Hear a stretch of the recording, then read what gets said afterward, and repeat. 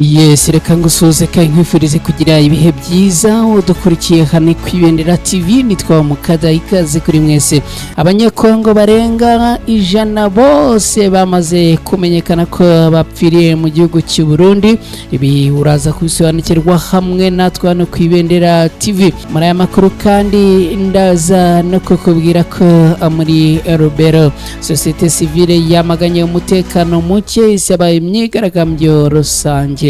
Ibi uraza kubisobanukirwa, ndaza kandi kukubwira yuko Leta Zunze Ubumwe za Amerika zafatiye ingamba zikomeye kandi zikarishye igihugu cy'u Burundi no kubera iyihe mpamvu. Ibi byose turaza kubisangira hamwe na mwana ku Ibendera TV.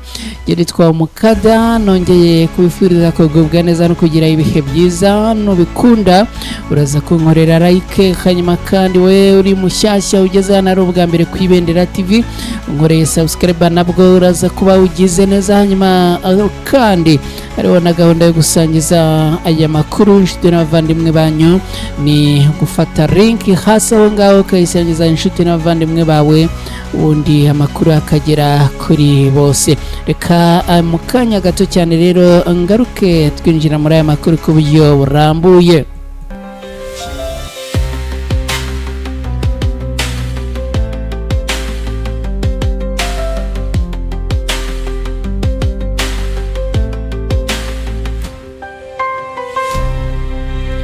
Yes, reka nanone nongere mbifurize kugubwa neza no kugira ibihe byiza.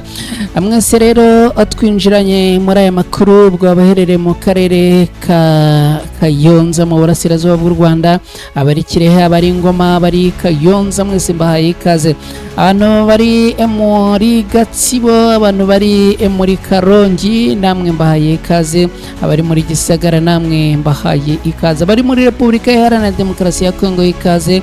Abari mu bihugu byose bya Afurika, mwese tubahaye ikaze. Abari muri Leta Zunze Ubumwe za Amerika, muri Canada, mu Buholandi, mu Bwongereza, no muri Canada, namwe tubahaye ikaze. Ubu ngubu tuvugana abanyekongo bahungiye mu gihugu cy'u Burundi, ubu ngubu bari mu kaga no mu kangaratete. Abagera ku 105 bose birabarurwa ko bamaze gutakariza ubuzima mu nkambi aha mu gihugu cy'u Burundi, ni mu byumweru 2 bishize bakaba baraguye ahangaha rero abazize urupfu rwa gashinyaguro.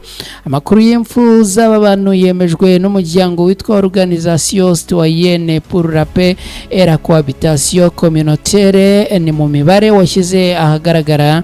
Akaba rero ari imibare igaragaza ko abantu bagera ku 105 bose batakarije ubuzima muri iyi nkambi. Umuyobozi wa komite nshingwabikorwa w'iyi organisation yitwa Ahadi Byamasasu, ni Ahadi Byamasu, yavuze ko bari abantu bapfuye bitewe no kubura ubufasha bwaho bakingwa umusaya, kubura ubuvuzi ndetse no kubura amafunguro. Yagize ati ibintu birababaje cyane, tumaze kugira impfu zirenga 105 mu nkambi zitandukanye z'impunzi mu Burundi. Izo impfu zatewe no kubura aho kuba hahagije, kubura ubuvuzi no kutagira ubufasha bw'ubutabazi.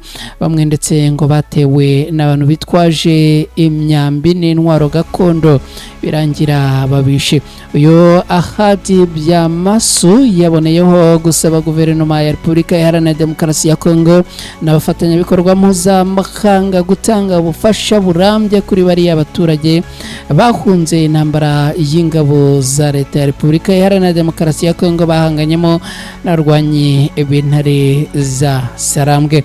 Reka dukomeze n'aya makuru, mwibutse ko hano ku Ibendera TV nitwa Mukada, na makuru yibanda kandi akitsa ku mirongo y'urugamba hagati y'abarwanyi b'intare za Sarambwe n'abarwanyi bo ku ruhande rwa Leta ya Kongo. Muri teritwari ya Rubero, societe civile yahangaha iramagana ibikorwa by'ubwicanyi bikomeje kubera ahangaha, igasaba ko habaho imyigaragambyo rusange. Imyigaragambyo rusange ni imyigaragambyo yo mu mahoro.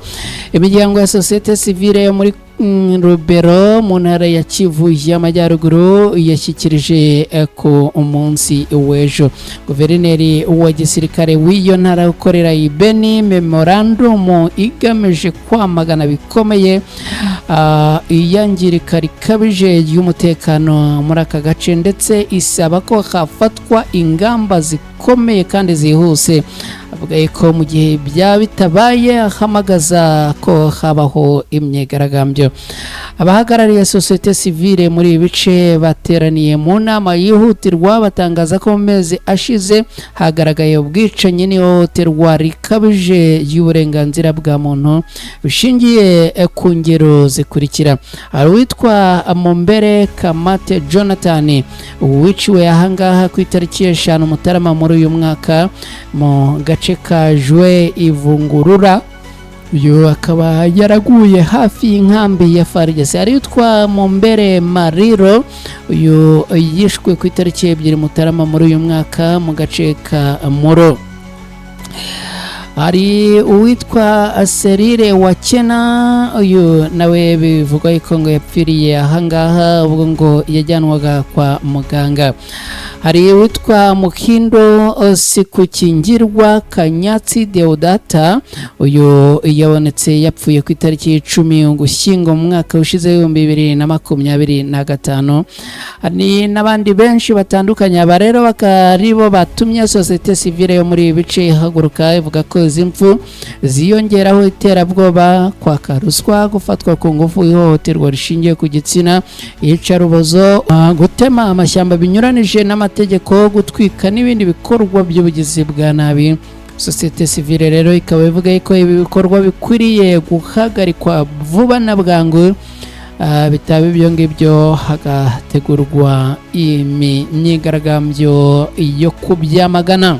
Dukubita twihuta n'aya makuru, reka nkubwire ko Amerika yifatiye ku gahanga igihugu kirimo igihugu cy'u Burundi, ndetse ikagifatira ingamba ziremereye cyane. Bamwe bati n'uguhonyora uburenganzira n'ubwisanzure bw'ikiremwa muntu. Leta Zunze Ubumwe za Amerika azashyizeho ikiguzi kiri ku rwego rwo hejuru. Ibaze nawe ikiguzi kiri hagati y'amadolari 5,000 n'amadolari 15,000 ya Leta Zunze Ubumwe za Amerika nk'ingwate ya visa ku baturage b'ibihugu birimo n'igihugu cy'u Burundi. Ko bifuza kwinjira gusa n'ukwifuza kwinjira muri Leta Zunze Ubumwe za Amerika ngo ugomba kwishyura amafaranga ari hagati y'5,000 n'ibihumbi 15 y'amadolari ya Leta Zunze Ubumwe za Amerika, ndetse ukagerekaho no kwishyura amafaranga asanzwe n'ubundi yo kwishyura visa. Ubwo birumvikana abantu bakora ibikorwa by'ubucuruzi, abafite izindi gahunda bagomba kugirira muri Leta Zunze Ubumwe za Amerika. Kubwira ko kugeza ubu ngubu ibintu bitoroshye n'aka na gatoya.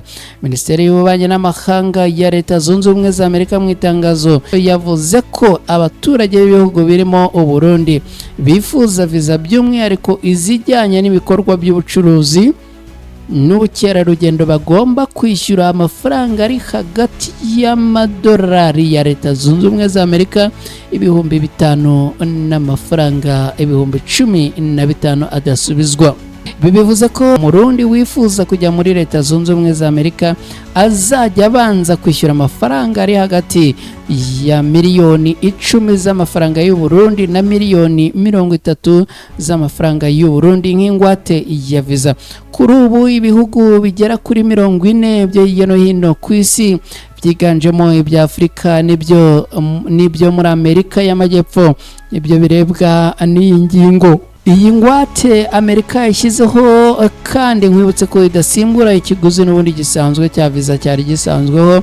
Watanze iriya ngwate kandi ngo azajya ashyirirwaho andi mabwiriza akakaye ashobora nabwo kurangira amugonze bikarangira iyi visa atayibonye. Amerika icyakora yateganyijwe ko uwatanze ingwate azajya ayivamo ku munsi wa nyuma w'igihe azajya yahawe kuyimaramo, cyangwa mbere yaho ingwate ngo izajya ihagarikwa anasubizwe amafaranga ye. ibi byaba ari byiza cyane niba hariho gusubizwa ingwate mu gihe visa utabashije kuyibona cyangwa se kuyihabwa. Ngibyo rero ko byifashe inshuti bakunzi bacu hano ku Ibendera TV, munyemerere mbashimire cyane mwe mwabanye natwe, hanyuma tuganye ku musozo w'aya makuru. Mwese rero mukomeze kugira ibihe byiza, mugire gahunda nziza, mukomeze kwa kandi muronke. Ndabibutsa gukora like hano ku Ibendera TV, ndakwibutsa kandi gukora subscribe niba ari bwo bwa mbere ugeze hano. Hanyuma rero mwese aho muherereye mukomeze kugubwa neza, ikindi icy'agaciro kinarenze cyo Imana ibarinde.